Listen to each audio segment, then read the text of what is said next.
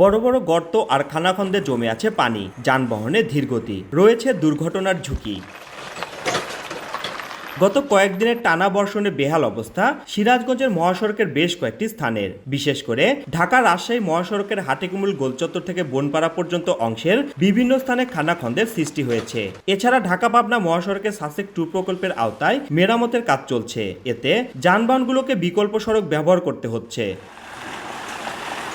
চালক ও যাত্রীরা বলছেন, মহাসড়কের অবস্থা খারাপ হয় নির্ধারিত সময়ের চেয়ে অতিরিক্ত সময় লাগছে।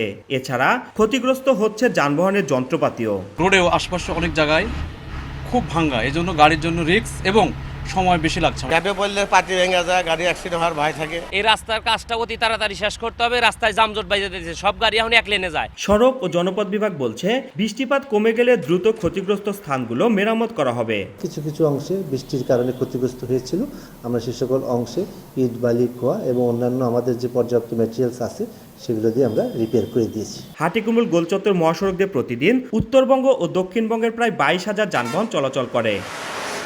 রিঙ্কু কুণ্ডু, সময় সংবাদ, সিরাজগঞ্জ।